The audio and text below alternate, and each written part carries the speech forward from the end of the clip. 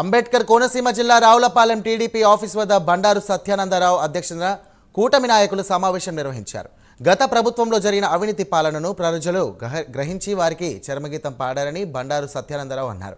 ఇక కూటమి ప్రభుత్వం ఏర్పడిన తర్వాత రాష్ట్ర అభివృద్ధి కోసం CM Chandrababu, deputy CM Pawan Kalyan అవిశ్రాంతంగా కృషి చేస్తున్నారని చెప్పారు.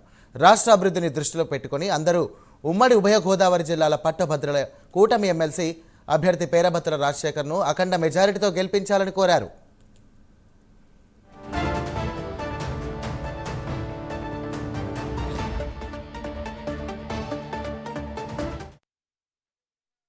పట్టభద్రులకు అండగా పేరభద్ర రాజశేఖర్ గారు ఉంటారు. నిరుద్యోగుల వెతలు తీర్చేది ఎన్డీఏ కూటమి ప్రభుత్వమే. అందులో ఈ విధంగా గత 5 ఏళ్లలో చూసాం. ఉన్న పరిశ్రమలు పారిపోయాయి, ఎక్కడ ఉద్యోగం లేదు, అప్పులు మాత్రం మిగిలాయి. ప్రతి ఒక్కరి నెత్తిన లక్షల కోట్ల అప్పులు మాత్రం మన ఎత్తి మీద పడ్డాయి. యువత భవిత ఈనాడు కూటమిదే. యువగలం పాదయాత్రలో లోకేష్ గారు ఇచ్చిన హామీలు కూడా అన్నీ నెరవేరుతూ ఉన్నాయి. డిఎస్సి నోటిఫికేషన్ ఇవ్వడం జరిగింది. రేపొద్దున విద్యా సంవత్సరం మొదలయ్యేసరికి డిఎస్సి నోటిఫికేషన్ ఎన్నికలు అయిన తర్వాత వెంటనే డిఎస్సి నోటిఫికేషన్ ఇచ్చి ఆ రిక్రూట్మెంట్ రేపు కొత్త విద్యా సంవత్సరం మొదలు కాకముందే వారికి అందరికీ కూడా అవకాశాలు కల్పించడం జరుగుతుంది. ఈ విధంగా యువతకి ఉద్యోగ